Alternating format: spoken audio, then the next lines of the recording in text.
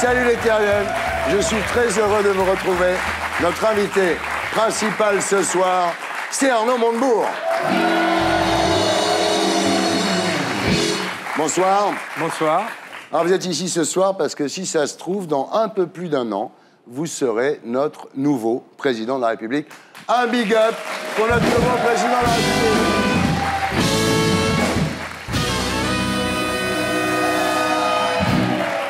On vous a dit quand même que pour être président, il fallait que les gens votent pour vous. Je suis informé. Ouais. Et c'est vrai qu'au début, vous vouliez carrément vous présenter aux élections américaines? Non.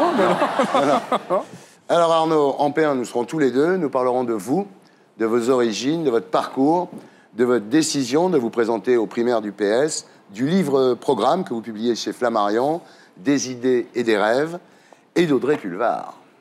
Est-ce que vous réussirez à séduire les Français comme vous avez séduit Audrey Pulvar?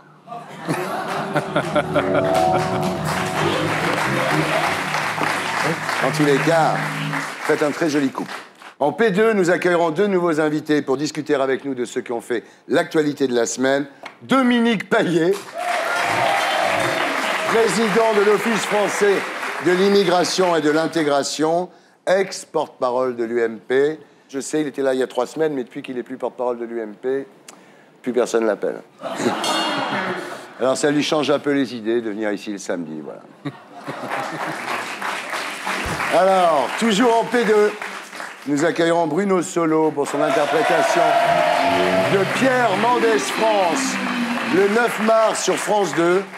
Bruno Solo dans le rôle de Mendès France, et c'est Bollock qui fait De Gaulle, pas mal. En P3, après le zapping et Guillon, nous accueillons notre invité du samedi 20h ce soir, Patrice Aroui, dont le fils a été assassiné par un multirécidiviste et qui a transcendé sa douleur et sa haine grâce au don d'organes de son enfant. Voilà. L'émission s'appelle Salut les terriens et le groupe Égrément de fortune.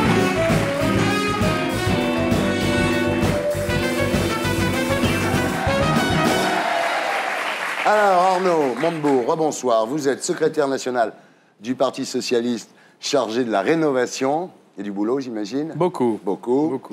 Vous êtes député, président du Conseil général de Saône-et-Loire. Vous publiez chez Flammarion un livre-programme intitulé Des idées et des rêves, et vous êtes évidemment candidat aux primaires du PS. Mais avant de parler de tout ça, je voudrais qu'on parle de vous. Vous êtes né le 30 octobre 1962 à Clamecy, dans la Nièvre. Votre grand-père maternel s'appelait Kermiche Ould Kadi. Il était né en 1907 dans la plaine de Dombasle, près d'Oran. Il était issu de ces familles arabes qui avaient soutenu la colonisation au XIXe siècle. Avant la Deuxième Guerre mondiale, il s'était enrôlé dans l'armée française. Il était sergent-major dans un régiment qui a été fait prisonnier en 1940 pendant la débâcle à Chaours. Et là, il a épousé une Normande blonde nommée Jeanne. Et quand ils eurent des enfants, dont votre mère Leïla, ils voulurent qu'ils soient élevés en France. Voilà. Et d'ailleurs, la question du racisme a été très présente dans mon enfance, dans les valeurs qui ont été transmises, parce que ma mère, qui a double nationalité, était à la fois Haï ou Oni du côté français, Haï et Oni du côté algérien, colon ou arabe. Et finalement, ils se sont transformés, avec mon père, en militants de la décolonisation. Voilà. D'ailleurs, vous évoquiez Pierre Mendès France. Mon père s'est engagé en 1954 au Parti radical pour soutenir Pierre Mendès France, quelques années avant d'être envoyé avec l'uniforme français comme soldat du contingent en Algérie. Et il y avait en face sa belle famille. Voilà. Alors, du côté de votre père, chez les Montebourg, on était boucher-charcutier de père en fils. À Autun, en Saône-et-Loire. Voilà, à l'enseigne, la maison de la Rosette, face à la gare. Et le slogan de la maison de la Rosette, c'était chez Henri Montebourg, la Rosette, le régal de toujours. C'est pas mal? Non, c'est marrant parce que, en fait, votre mère, donc, épouse un type qui vendait du porc. Oui, mais personne n'était vraiment croyant, donc tout le monde mangeait tout le monde. Voilà, de tout. De tout. Alors, vous êtes d'une famille arabo-morvandelle, donc. Et qui m'a transmis ces deux filiations, ces deux valeurs, à la fois l'enracinement rural dans une une vie de labeur, d'artisan, boucher, charcutier, on se lève à 5 heures, on se couche à 8 heures, et encore, on s'endort devant la télé, etc. Et en même temps, la vie du déracinement. Alors vous dites, on croit toujours que je suis un dandy parisien. Eh bien non, je suis un campagnard qui descend de l'Algérien. Il est vrai que quand je suis arrivé à Paris, après mes études à Dijon, je connaissais personne, ça a été dur. Je me souviens des premières années chez mon patron comme avocat. Je dis souvent, on faisait les corvées, on faisait les carreaux. J'ai eu un seul patron dans ma vie. Thierry Lévy. Thierry Lévy, qui est un grand avocat, un grand ténor, qui m'a tout appris.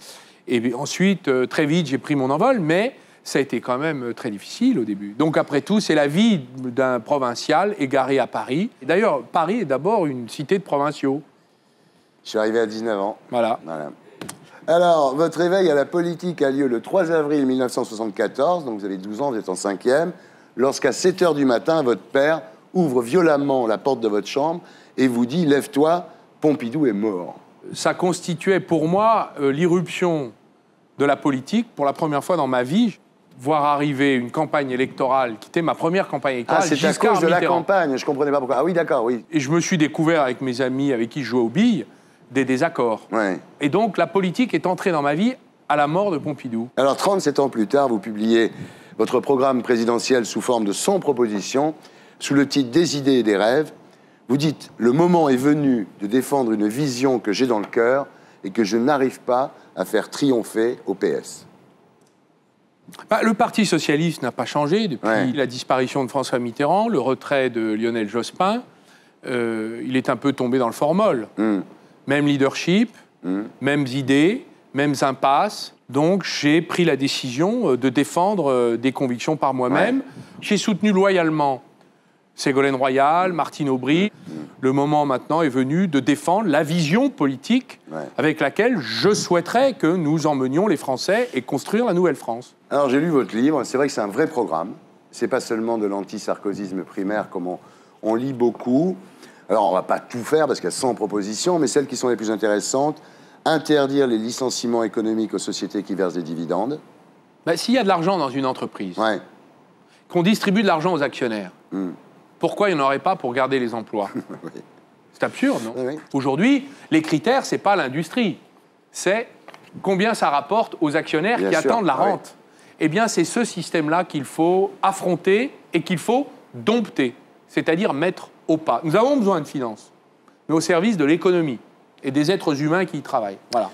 Alors, autre proposition, l'indexation des salaires sur les gains de productivité de l'entreprise, c'est-à-dire que quand une boîte marche, les gens en profitent. Jusque-là, ça me semble assez naturel. Ah, mais ce n'est pas le cas. Le CAC 40 distribue cette année 35 milliards. 35 milliards, c'est l'équivalent du grand emprunt pour relancer des projets innovants dans notre pays. À quoi ça sert? Je préférerais qu'on réinvestisse dans les entreprises ici, plutôt qu'en Chine ou ailleurs, et qu'on distribue des salaires aux employés. Alors, ils vont voter pour vous, hein. Mais ils ne le savent peut-être pas encore, mais il est fort possible qu'ils votent pour moi. Et voilà.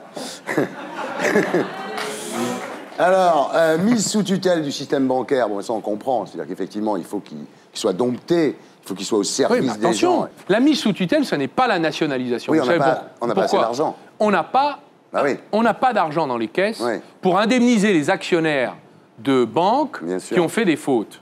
On ne va pas en plus les rémunérer. Donc obliger les banques à financer l'économie plutôt que spéculer contre les contribuables et les États, puisque ce sont finalement les contribuables qui vont payer la facture de l'augmentation des dettes. Les obliger aussi à s'occuper de leurs clients, les entreprises, de s'occuper aussi des consommateurs qu'ils essorent, et de prendre des risques pour l'économie nationale. Alors, bonus négatif pour les traders. Il n'y a pas de raison que quand ça marche, ils gagnent, et quand ça perd, ils ne perdent pas. Et puis alors, financer le désendettement par un impôt provisoire pendant la crise. Parce que je veux faire une proposition de pacte de désendettement. Comment on va faire pour rembourser? D'abord, il va falloir être juste. C'est ceux qui ont profité de la crise, il y en a pas mal, hein, qui vont devoir payer quand même. Aujourd'hui, ils sont exonérés, les boucliers par-ci, les protections par-là. On va demander un effort civique de remboursement de la dette. Et ça va passer notamment par ce qu'avait fait Jacques Delors en 83, je crois, par un emprunt obligatoire, par exemple. On remboursera, c'est mieux qu'un impôt, on remboursera avec un petit intérêt, qui ne sera pas celui des marchés financiers, mais il sera obligatoire. Mais vous êtes prêt à employer la force, quand même? Bah, écoutez, l'impôt, c'est une spoliation légale, un impôt. Ouais. On vous prend, on vous rend jamais. Là, c'est mieux. C'est un emprunt, on vous le rendra avec un petit intérêt. Si les votants des primaires analysent votre programme, vous avez vos chances. Le problème, c'est qu'il y a beaucoup de candidats, que tout ça est un grand cirque médiatique qui ressemble un petit peu à la Star Academy. Alors, vous me direz en même temps, c'est normal qu'il y ait beaucoup de candidats aux primaires du PS, parce que pour une fois, c'est sûr que c'est un socialiste qui va gagner, là. Alors, ça démarre bien. Vous dites, les sondages me placent en ascension notoire. J'ai encore gagné 7 points dans Opinion Way. Et j'ai fait la meilleure audience de la saison chez Ruquier. Alors voilà, ça c'est un peu les péripéties de notre démocratie médiatique. Ce que je voulais dire, c'est que sur le terrain, il y a du monde. Ouais. Les gens écoutent, s'intéressent, questionnent. Ouais. J'ai recruté en 2 mois 2000 volontaires dans toute la France. Ouais, vous faites le système Obama avec les volontaires, là. Oui. Ouais. J'ai 50 élus socialistes qui viennent de se prononcer en ma faveur pour me parrainer et devenir candidat en très peu de temps. J'ai reçu le soutien de Frédéric Bredin, ancienne ministre de François Mitterrand, Christiane Taubira. Justement, c'est un vrai soutien. C'est pas un truc qu'elle a dit comme ça après le 4e Branche Coco. Elle vous soutient vraiment? Non, nous travaillons ensemble. Ah ouais. Nous travaillons ensemble. Vous avez la cote avec les filles de la région, là-bas. Et je voulais ajouter, je rassemble des personnes de la société. Alors vous avez le soutien aussi d'Audrey Pulvar. Alors l'avantage avec elle, c'est que Christian Jacob ne pourra pas l'accuser, comme il l'a fait avec DSK, de ne pas être assez terroir. Regardez. Hein? Jacob va adorer, hein? Ça, c'est la vraie France, la France de la campagne. Nous sommes toujours en compagnie d'Arnaud Montebourg. Et nous accueillons Dominique Payet et Bruno Solo. Bruno Solo, bonsoir. Vous êtes ici ce soir parce que le mercredi 9 mars à 20h35, vous incarnerez Pierre Mendès France sur France 2. Sans blague, hein, y a pas une vanne, quoi. À 20h35, vous serez Pierre Mendès France. Bruno Solo, mesdames, messieurs, du top 50 à Mendès France. Un big up.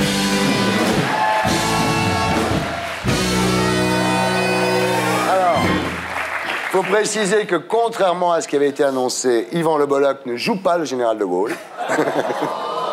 Non, il prépare un Clémenceau pour Arte.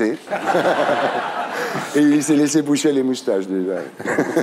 On le voyait plus, d'ailleurs, Bolloc. Comment il va? Il va bien, mais il est en tournée, lui, avec son groupe. Ma guitare s'appelle Revient. Il se consacre essentiellement à la musique. Yvan, il est très heureux. Tu as toujours peur que Sarkozy l'ait renvoyé à Bucarest? Oui. Non, il est resté droit dans ses bottes. C'est le cas de le dire, pour le coup.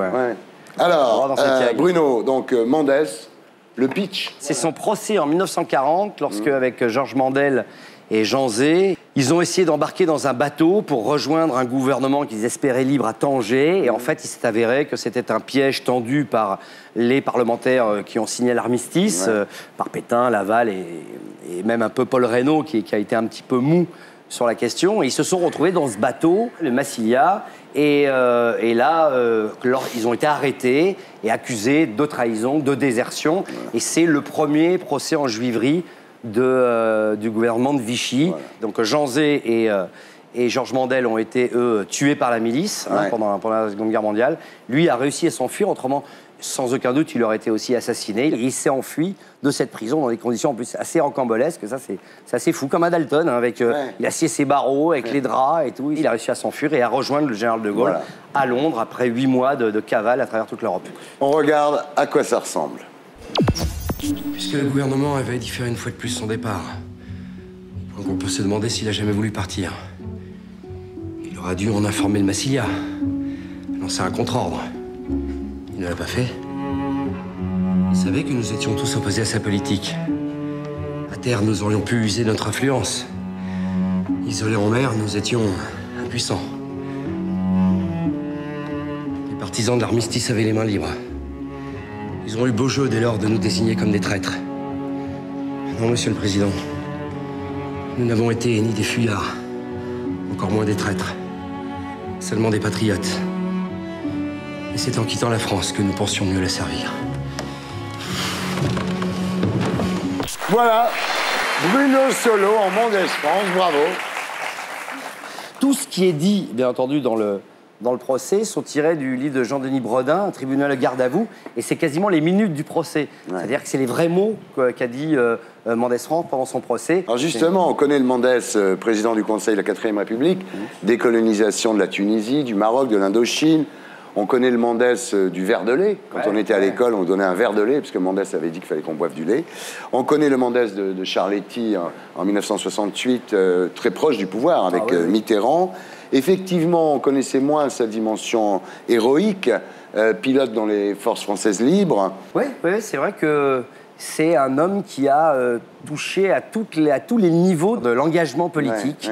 Et pourtant, pendant toute sa carrière politique, il a été sans cesse hué, vilipendé, très diffamé, traîné dans la boue à plusieurs reprises. On l'a écarté volontairement du pouvoir, les socialistes d'ailleurs, Guy Mollet et d'autres l'ont écarté du pouvoir lorsqu'il aurait pu peut-être s'occuper aussi de l'Algérie. Et quand même, il n'a jamais voulu faire de compromis, aucune concession, il a toujours été au service de l'État, de la République, de l'idée qui se faisait de la République. Et encore aujourd'hui, je pense que c'est un des hommes d'État français les plus remarquables et celui face auquel les hommes de droite comme de gauche, des fois, baissent un peu les yeux. Oui. Alors, autre raison de son destin mal abouti, sa judéité, effectivement. Il n'a jamais accepté de se défendre là-dessus. C'est-à-dire que quand il sentait quelque chose d'un petit peu nauséabond dans les attaques qu'il subissait, il n'a jamais voulu se défendre en disant « vous dites ça parce que je suis juif ». Il se défendait tout le temps, de manière légaliste, quasiment. Ouais. Ce qui est terrible, c'est que son grand-père et son père avaient fait la guerre pour la France. Ouais, en 1870, son grand-père, en 1914, son père. Alors, donc, vous êtes Mendès France, le 9 mars à 20h35 sur France 2, et vous revenez le mois prochain en Jaurès, Bruno, je tiens à le dire quand même. Bravo, en tous les cas.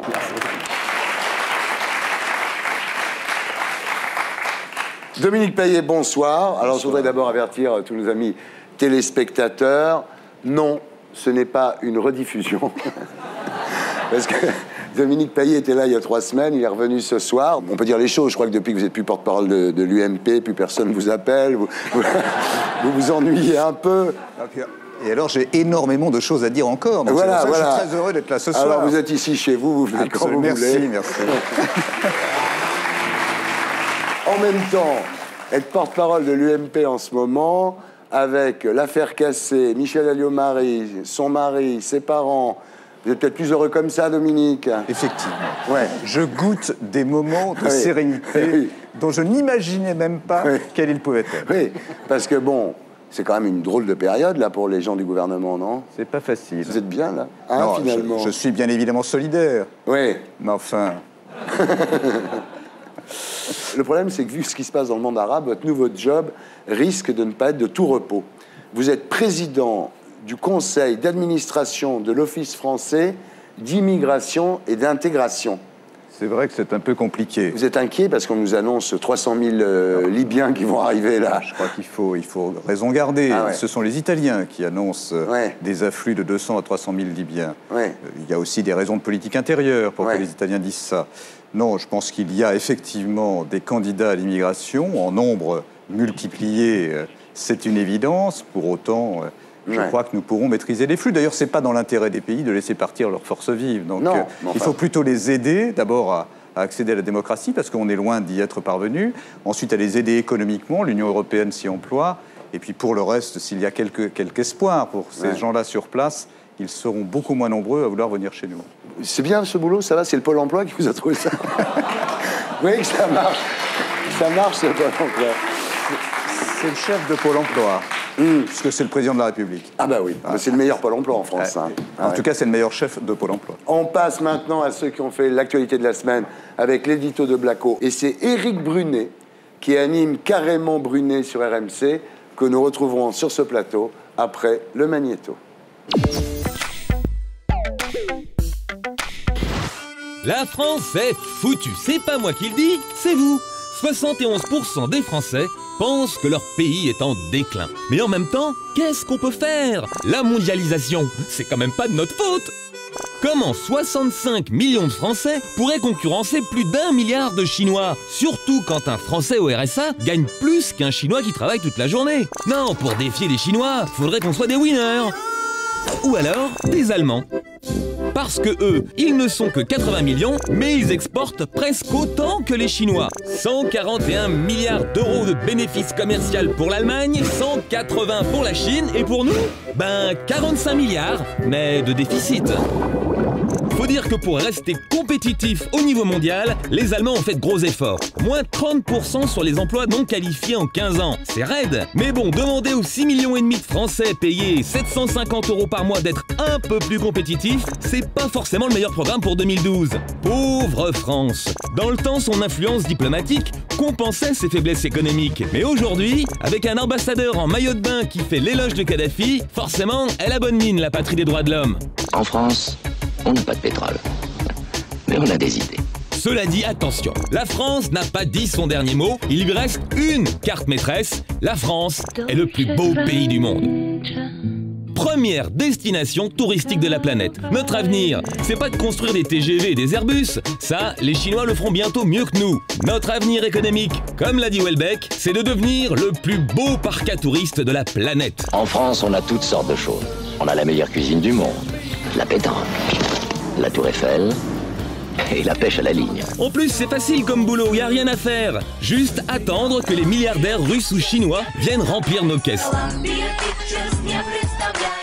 Enfin, même si c'est pas notre mentalité, là aussi, on pourrait faire un petit effort. Car malgré la tour Eiffel, Versailles, les châteaux de la Loire, les plus belles cathédrales du monde... Oui, en France, on a tout ça. Et bien plus encore.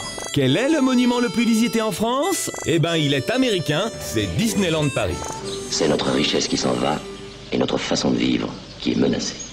Voilà, c'était l'édito de Blacko, mise en image par Julien Grappe. Éric Brunet, bonsoir. Bonsoir. Vous animez Carrément Brunet du lundi au vendredi à 13h sur Radio Monte Carlo, RMC. Et vous avez publié en septembre dernier un livre qui a eu beaucoup de succès, intitulé « Dans la tête d'un réac » chez Nil Éditions. Bienvenue parmi nous, Éric. Merci de m'accueillir. Alors, le sentiment généralisé, c'est que la France va mal, qu'elle est en déclin, qu'elle n'occupe plus la place qu'elle mérite dans le monde, et pas seulement dans le foot. Alors, on va commencer avec le déclin économique. Alors, le décrochage avec l'Allemagne, qui nous impose un pacte de compétitivité, en fait, prise de pouvoir économique de l'Allemagne en Europe. C'est Berlin qui décide. Non, enfin bon, il l'a dit quand même, Blacko, dans le truc. Ça a été fait sur le dos de pas mal de salariés à une époque. Ils ont gelé les salaires pendant un bon moment. Moi, je ne pense pas que la stratégie allemande soit intelligente. Elle est dangereuse pour notre pays et tous les pays européens. Elle est stupide pour l'Allemagne, car à force de fabriquer des excédents et une réussite sur la destruction de ses voisins et ses partenaires, elle en périra. Et elle est inacceptable pour l'Europe, puisque la réussite, les excédents allemands, est fait des déficits et des échecs européens. Oui. Je ne suis pas d'accord sur l'analyse consistant à dire ils ont diminué les salaires, ils ont cassé la protection sociale, ils ont fait tout ça, c'est formidable, il faut qu'on fasse la même chose. Pour une raison simple, c'est que le coût du travail est plus élevé en Allemagne et qu'ils vendent beaucoup plus cher. Pourquoi? Parce qu'ils ont ils ont fait une stratégie industrielle qui repose sur le patriotisme allemand, que nous n'avons pas nous-mêmes. Ils ont investi dans des brevets, ils ont 12% des 50 000 brevets dans le monde les plus efficients aujourd'hui, on en a 5%. La vérité, c'est qu'on a un système européen qui aujourd'hui est une sorte d'entrave qui nous empêche de faire ce que nos concurrents directs font. Ils font du protectionnisme, de l'interventionnisme, du dirigisme. Et nous, on fait du libéralisme et du libéralisme, c'est-à-dire du laisser-faire. Je vais même vous dire, nos concurrents, les Chinois, les Asiatiques, ceux qui ont conquis le centre du monde en termes productifs et industriels, ont le discours de Mars, le dieu de la guerre. Nous, c'est Vénus, le dieu de l'amour. On aime tout le monde, voilà. Et puis du coup, on se déteste nous-mêmes, puisqu'on a été faibles, naïfs, et un peu idiot dans la défense de nos intérêts. La France n'est certes pas une très grande puissance économique, mais quand on me parle par exemple de la Chine, qui a certes un PIB supérieur au nôtre, quand on le ramène par habitant, nous sommes encore très loin devant. Donc il faut avoir une vision à peu près sereine de la situation. À côté de ça, l'Allemagne, elle a un système de recherche et un système universitaire bien plus performant que celui que nous avons mis sur pied au cours des décennies qui viennent de s'écouler. Ça a un tout petit peu changé avec l'autonomie des universités, mais on ne mesurera les conséquences positives que dans quelques années. Donc moi, je suis beaucoup plus mesuré, surtout si j'y ajoute qu'en termes de qualité de vie, nous sommes quand même extrêmement attractifs et enviés. Moi, j'ai la conviction qu'on peut être encore heureux en France si on s'enferme dans une espèce de truc que j'appellerais un ghetto. La France, c'est vraiment l'homme malade du XXIe siècle de l'Europe.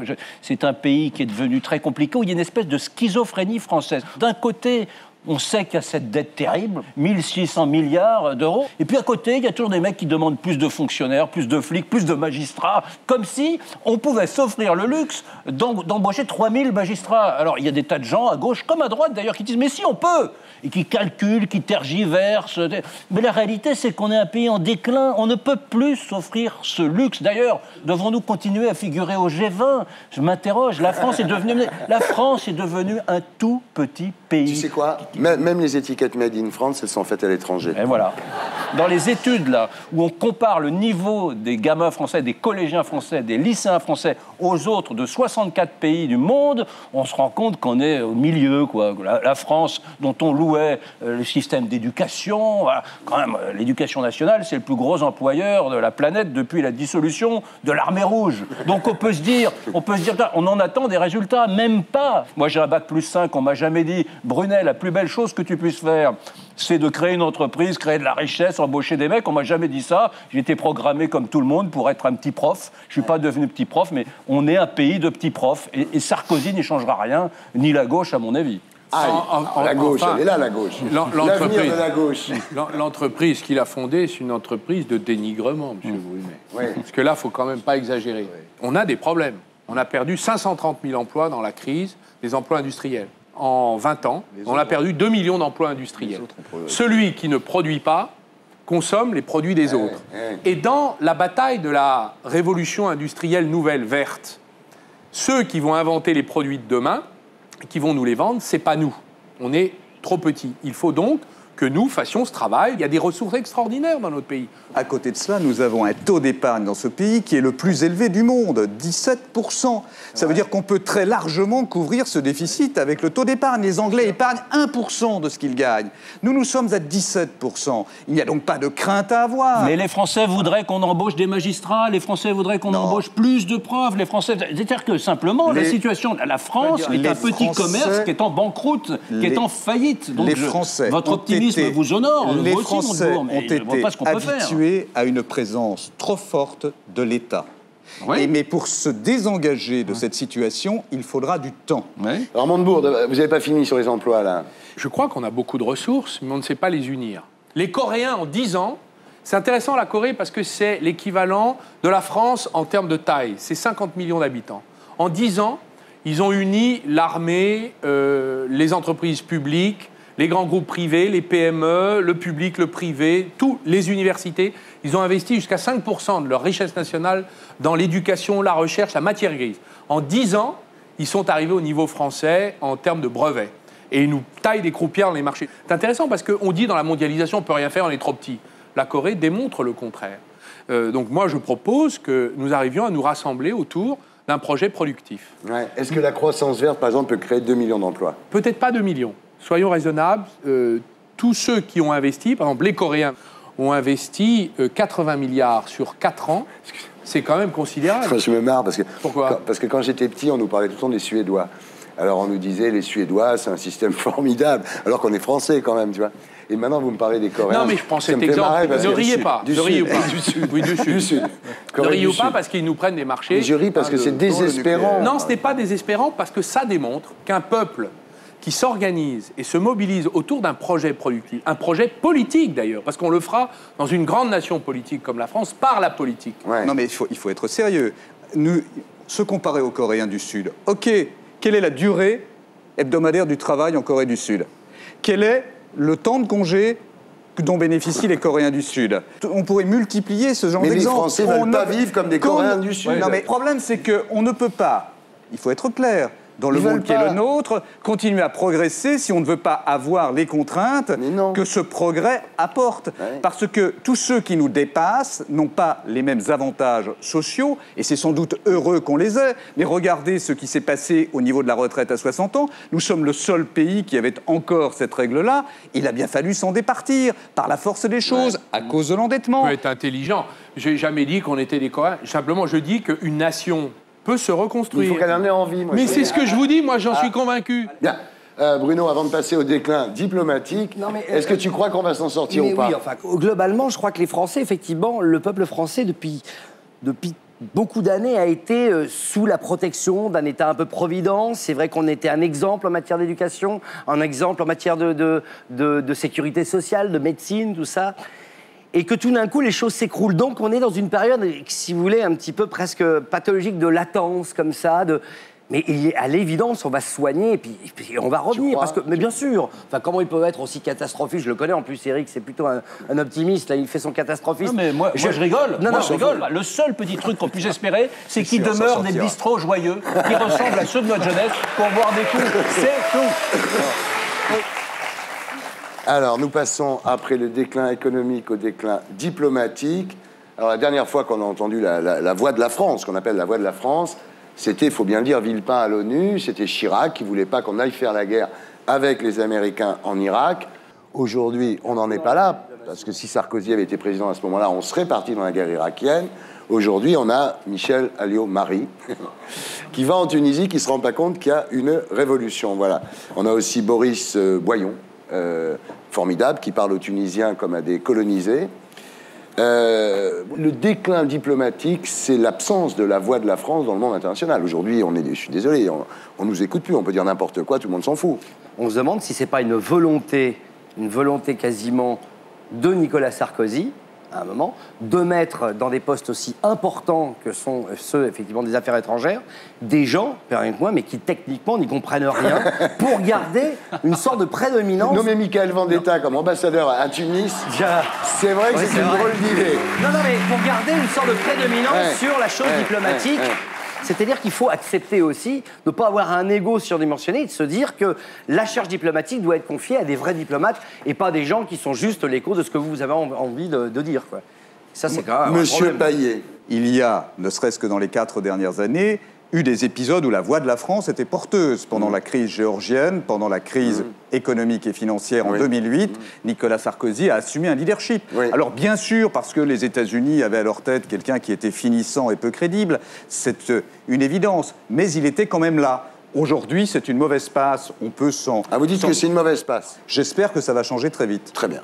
Monsieur Brunet. Moi qui suis un fou de Pompidou, je ne vais pas vous dire que j'ai apprécié la sortie de Mame, que ce nouvel ambassadeur là, avec son look et son slip m'exalte. Non, c'est tout ça d'une inélégance, manque singulièrement de panache. Mais enfin, de là à dire que la diplomatie française, soudainement, là maintenant, est totalement inaudible, enfin c'est absurde. Alors, dans Le Monde, mercredi dernier, un groupe de diplomates anonymes, le groupe Marly, a signé une tribune qui raconte la situation diplomatique de la France, qui dénonce la politique suivie sans tenir compte des analyses des ambassades, désigne les préfets qui se piquent de diplomatie, ça c'est pour Claude Guéant, et les plumes qui conçoivent de grands dessins, ça c'est pour Guénaud. Et ces deux-là, plus Sarkozy, disent les diplomates, sont victimes de leur amateurisme et de leur impulsivité. Quelle voix diplomatique a été plus entendue que celle de la France pendant l'affaire tunisienne? Quoi? On a entendu les Espagnols, les Brésiliens, les Canadiens, les Tchèques. Alors pour vous, il n'y a pas de déclin diplomatique de la France. Mais c'est pas ça. C'est une épouvantable vulgarité, cette affaire. Bon, enfin, de là à théoriser derrière et à dire l'effondrement de la diplomatie française, c'est Mame, arrêtez. Dans 2 mois, tout le monde aura oublié. Montebourg. Moi, je crois qu'il y a des causes très profondes à la façon dont nous sommes considérés comme inexistants aujourd'hui. C'est d'abord le choix d'accrocher notre pays à la stratégie des conservateurs américains à l'époque de Bush dans l'affaire de l'Afghanistan, l'entrée dans l'OTAN qui nous a conduit à être des supplétifs. Et donc cet effacement-là fait que nous ne pesons plus sur les événements. Il y a même des généraux, des hauts gradés de l'armée française qui n'arrivent pas aujourd'hui à faire valoir ce qu'ils appellent la pensée stratégique libre. Ils n'arrivent pas à discuter avec l'autorité politique. Ce qui se passe dans la diplomatie se passe aussi dans l'armée. Et la conséquence de ça, c'est l'obsession du terrorisme, qui est une vision des néoconservateurs américains. Qu'est-ce qui se passait en Tunisie? C'est l'échec, c'est la défaite politique de Ben Laden et d'Al-Qaïda. Eux voulaient la violence, le terrorisme. Ils ont eu des révolutions pacifiques, les Wikileaks, Facebook, Twitter, incroyable. Ils se sont emparés des instruments de la liberté et non pas du terrorisme. Cette victoire-là, c'est extraordinaire parce qu'elle nous unit au monde arabe. Et M. Sarkozy, sa stratégie, c'est de nous diviser avec le monde arabe. Et il a été battu par cette révolution. Qu'est-ce qu'ils ont fait? Ils ont refusé de voir. Ils ont continué comme avant, défendu des dictateurs, continué leur connivence, leur jardin personnel, leurs échanges affairistes, parce qu'il fallait qu'il ne se passe rien. Nous sommes toujours en compagnie d'Arnaud Montebourg, de Dominique Payet, de Bruno Solo, et nous accueillons notre invité du samedi 20h ce soir, Patrice Arouy. Bonsoir. Alors Patrice, un jour, alors que vous parliez avec votre fils Christopher, vous lui avez dit « Tu sais, je ne suis pas éternel ». Et là, il avait exprimé le souhait de donner ses organes. Vous n'imaginiez pas, évidemment, à l'époque, la portée de ces paroles. Quelques semaines plus tard, votre fils Christopher est sauvagement assassiné dans le métro par un marginal récidiviste. Et là, vous décidez de faire don de ses organes. Vous dépassez votre souffrance, vous donnez un sens à la mort de votre fils, puisqu'elle va sauver des vies. On en reparle à 20h. En attendant, j'accueille Stéphane Guy.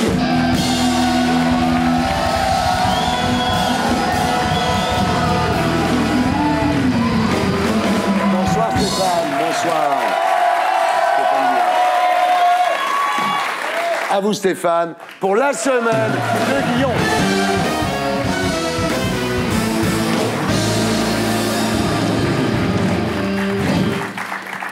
Le président biélorusse est à la fois dictateur et homophobe. Il vient de déclarer au ministre allemand des Affaires étrangères qu'il n'aimait pas les PD. Il y a une station de ski en Biélorussie? Non, c'est pour Michèle Alliot-Marie, elle aimerait skier à Pâques. Dictateur et homophobe, ça va super lui plaire. Il y a la peine de mort, une balle dans la nuque. Ah, c'est génial, génial. Je vais réserver pour elle 10 nuitées avec les forfaits remonte pente. C'est offert, hein? Vous lui faites une petite Ben Ali, comme d'habitude. Merci beaucoup.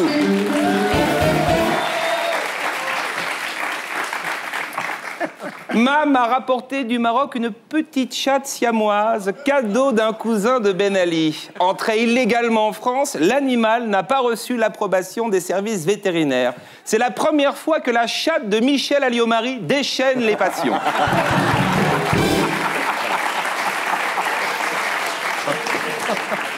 Pas mal. Il faut enchaîner après. Oui. Christine Lagarde et Laurent Wauquiez se sont rendus en Tunisie sans Michèle Alliot-Marie, qui a préféré rester. Je la comprends, Mam, je la comprends. Quand t'as aimé profondément un pays, son dictateur, sa famille, ses coutumes, magouilles, tortures, assassinats, ça doit être hyper dur de revenir. Tu reconnais plus rien. Aujourd'hui, c'est une démocratie. Tu prends une chambre d'hôtel, tu la payes.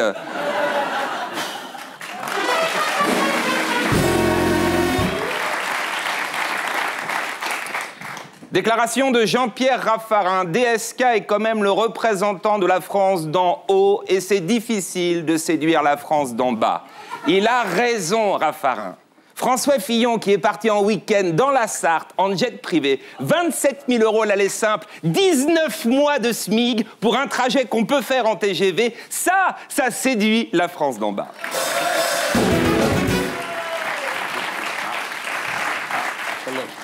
Une information exclusive de Gala, Volodia, le bébé de Polnareff, n'est pas de Polnareff. Une question se pose, qui est le papa de Volodia? C'est peut-être le papa de la fille de Rachida Dati. Il y a quelqu'un qui met enceinte les grandes personnalités du showbiz.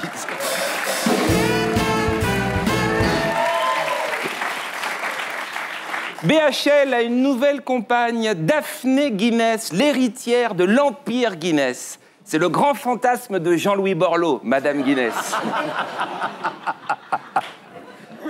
Daphné Guinness qui déclare à Paris Match « BHL me fait rire et beaucoup réfléchir. Nous aussi. Il nous fait beaucoup rire. »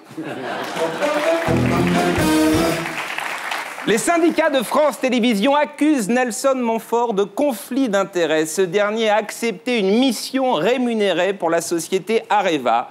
Nelson a vivement réagi. Oui, oui, oui, Patrick, c'est incroyable, it's unbelievable, such amazing. Comment peut-on me chercher des poux dans la tête, bugs in my head, alors que dans le même temps, Michel Alliot-Marie, Michael Alliot-Marie survole des pays en guerre dans un jet privé de l'ami d'un dictateur, a fucking bastard, et que Nicolas Sarkozy, the Lilliputian Frenchman, voulait vendre des rafales à ce fils de pute de Kadhafi, son of a bitch of Kadhafi. Je suis atterré, I am devastated. Quand on vit dans une république bananière, a banana split republic, les règles sont les mêmes pour tout le monde. Ici Nelson, à vous Paris.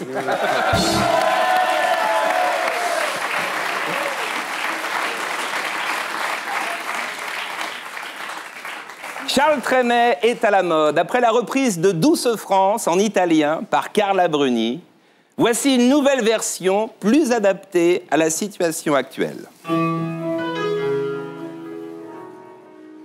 Rance France, cher pays sans élégance, bercé de tant d'allégeance, qui se vend aux dictateurs. L'Élysée,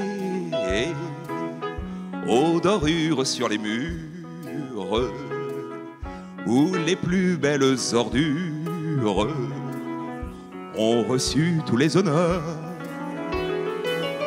Oui, je t'aime, c'est bien là tout le dilemme. Oui, je t'aime, dans la honte et la rancœur. Allez tous ensemble! Rance France, cher pays sans élégance, bercé de tant d'allégeance, qui se vend aux dictateurs. Merci beaucoup et à la semaine prochaine! C'était Stéphane Billon, que vous retrouverez ici la semaine prochaine, ici là, sur canalplus.fr et sur scène. On passe maintenant à notre invité du samedi 20.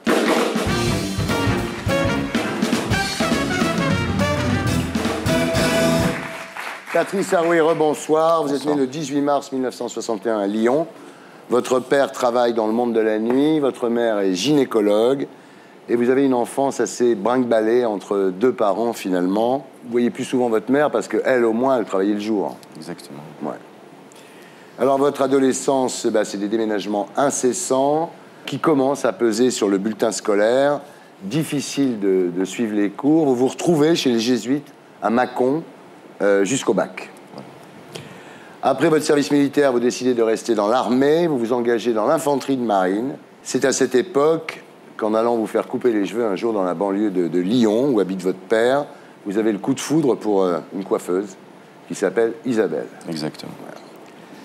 Après 5 ans d'armée, vous raccrochez donc les Rangers et vous épousez Isabelle. Quelques mois plus tard, naît votre premier enfant, Christopher.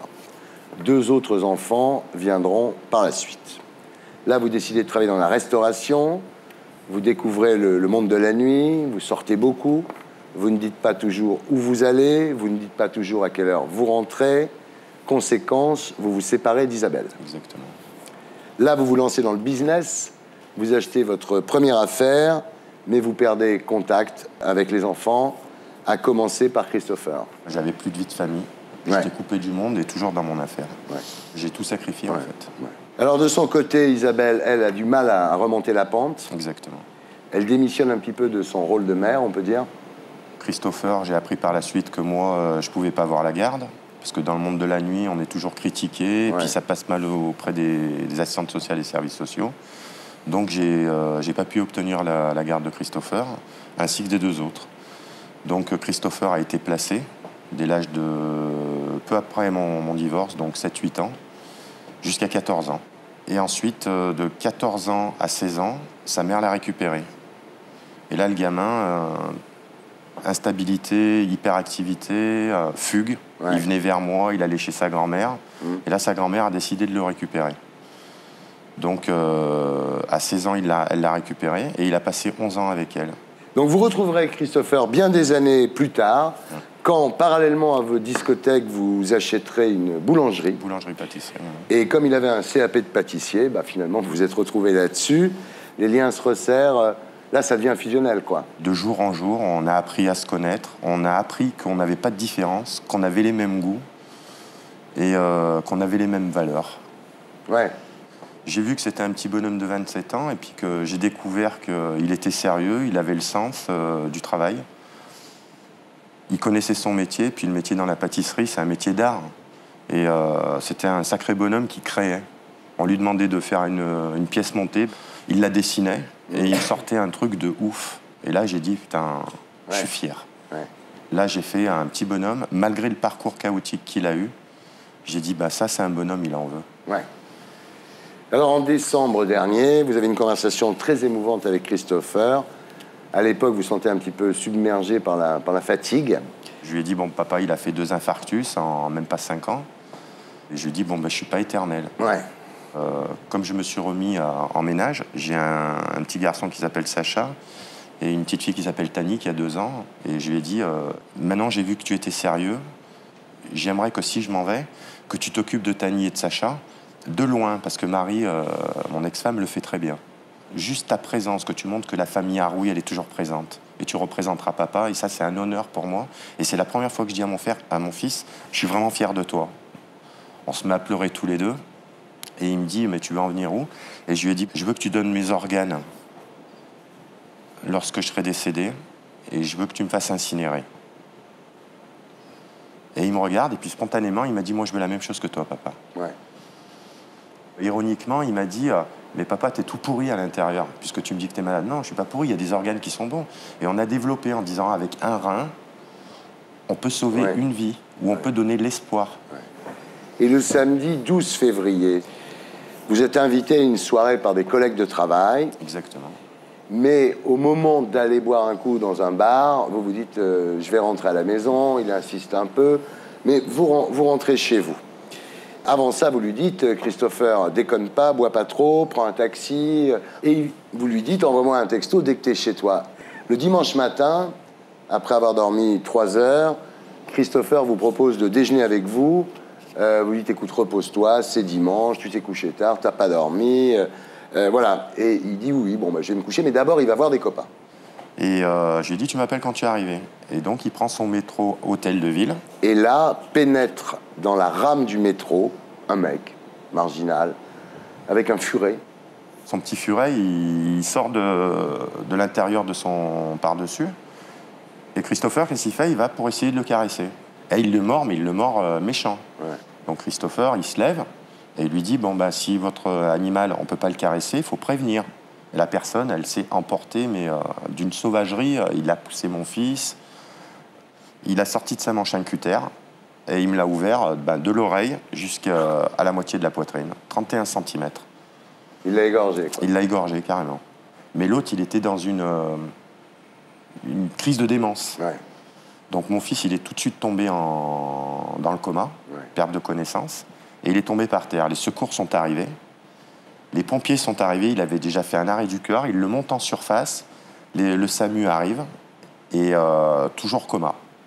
Donc transport à Édouard Herriot, intervention chirurgicale, et pendant l'intervention, ma belle-sœur m'appelle à la maison, parce que moi j'étais à la maison, et elle me dit, Patrice, viens vite à Édouard Herriot, ton fils il est entre la vie et la mort. Kiki est entre la vie et la mort. J'ai pété les plombs. Je dis, qu'est-ce qui m'arrive? Vous savez, c'est un bus que je me suis pris.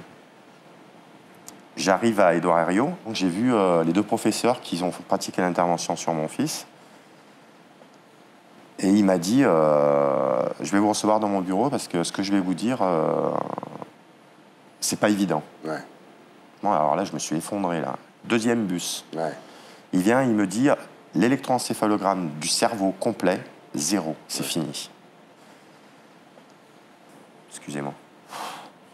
Là, d'abord, vous sentez votre sang bouillir de haine. Non, j'avais pas de la haine. Son assassin, je lui en veux même pas. C'est mon bébé. Lui, il compte pas, lui. C'est une personne, elle aurait dû être encadrée. C'est une personne qui est multirécidiviste, en psychiatrie, des psychologues, des psychiatres. Quelqu'un qui met sous tutelle. Donc cette personne, je la laisse de côté. Je m'en fous de cette personne. Qu'elle prenne pas de prison, je m'en fous complètement. C'est pas ça. Ça aurait pu arriver, comme c'est arrivé à mon fils, ça aurait pu arriver à votre dame. Bien sûr. À vous-même, à vous, à tout le monde. Il s'est assis là, point. Et c'est arrivé à mon fils. Donc de ce fait-là, quand il m'a dit que tout était fini, je me suis rappelé de la discussion. Et vous savez, on n'est pas préparé. On est préparé, nous, à partir, et que ce soit nos enfants qui nous accompagnent dans la mort. Mais là, on n'est pas préparé à accompagner ces enfants. Surtout quand on a un petit bonhomme de 27 ans qu'on vient de rencontrer. C'est une histoire d'amour qui commençait, en fait. C'est ça qui m'a enlevé. Vous voyez ce que je veux dire? Et moi, j'ai dit, je veux pas que sa mort, elle soit inutile. Je veux pas qu'elle serve à rien. Je veux pas que mon petit soit parti comme ça pour rien. Et j'ai dit, ce qu'on a discuté la dernière fois, j'ai dit, je vais le mettre à effet. Croyez-moi, dans cette tragédie, ce que j'ai fait, j'ai outrepassé mon amour. Vous vous êtes transcendé, vous êtes sublimé. Voilà. Ouais. Et je me suis tue sur mon chagrin. Je l'ai mis de côté. Et c'est dur, hein, parce que je pleurais quand la coordination des dons est arrivée. Et lui, il essayait d'ouvrir le sujet en disant, je vais vous proposer. J'ai dit, il n'y a pas besoin de proposer. Le cœur de mon fils, il va peut-être lâcher. Et je ne pense pas que ça resterait.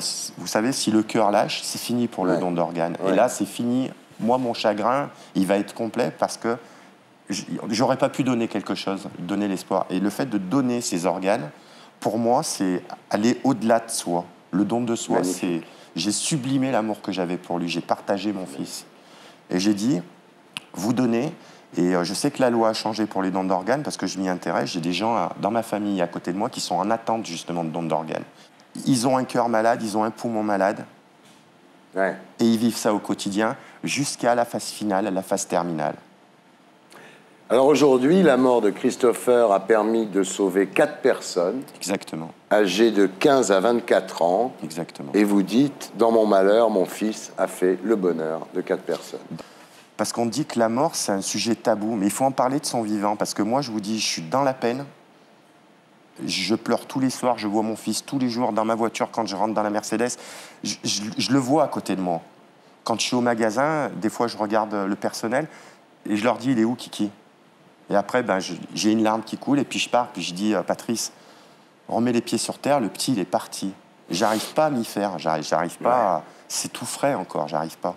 Et j'ai dit, le fait que j'ai donné ces organes, j'ai donné l'espoir à quelqu'un, j'ai donné la vie, c'est beau parce que, en fait, mon fils, au travers de sa mort, je l'ai rendu utile.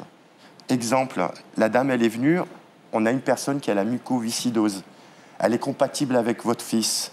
Je vais pas vous cacher qu'on a un catalogue, c'est un catalogue, ça s'appelle. Prenez les poumons de mon fils. La personne, elle s'est mise à côté de mon fils, ils ont transplanté ses poumons, elle s'est couchée le soir, endormie, avec des tuyaux, des contraintes respiratoires, elle s'est levée le lendemain matin, comme mon fils aurait pu se lever, comme un de vos enfants aurait pu se lever sans rien. Et j'ai même dit, ironiquement, c'est les nerfs qui me font parler, mon fils fumait les Philip Morris. J'ai dit, cette personne, elle va avoir une petite envie pour fumer les Philip Morris. Je ne dis pas que cette personne, c'est un peu de mon fils qu'il y a. Non, c'est grâce à mon fils, grâce à ce don. Mais il faudrait qu'on soit plus nombreux à le faire. Vous dites Christopher continue à vivre à travers ces personnes. Bien sûr. Ils lui ont pris 45 cm de vaisseau. C'est 9 vies qu'il peut sauver par des greffons. Ils lui ont pris 30 cm de peau. C'est encore des vies encore en plus qui vont s'ajouter. Et au travers de ça, moi, je suis fier de mon fils.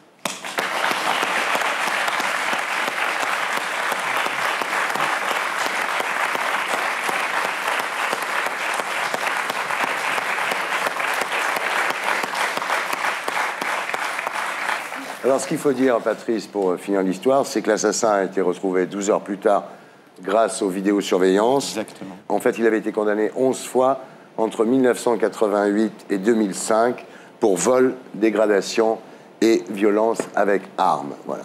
Les mêmes motifs, seulement là, il a tué. Là, ça s'est mal passé. Je voudrais ajouter une chose, Monsieur Ardisson, si vous le permettez, c'est que chaque individu français qui naît, chaque personne qui naît, on est tous égaux. Donnons nos organes, que ça se fasse automatiquement.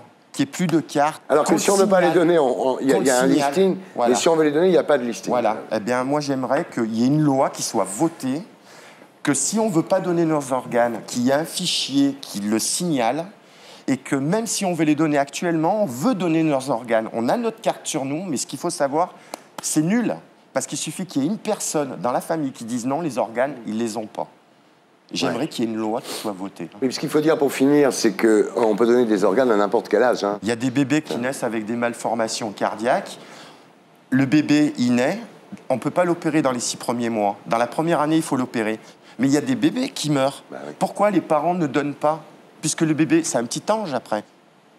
Merci. Voilà. C'était Salut les Terriens. Avec Arnaud Montebourg, député de Saône-et-Loire, candidat aux primaires du PS pour Des idées et des rêves, publié chez Flammarion. Dominique Paillet, secrétaire national de l'UMP, président de l'Office français d'immigration et d'intégration. Bruno Solo, excellent dans Mendès France. Le mercredi 9 mars à 20h35 sur France 2. Éric Brunet pour Carrément Brunet sur RMC. Et Patrice Aroui pour son témoignage.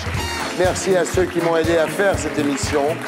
Je vous laisse avec le SAV des émissions et Groland.com. Pour les abonnés à 20h50, Shutter Island de Martin Scorsese. On se retrouve la semaine prochaine. D'ici là, sur canalplus.fr. Salut les terriens.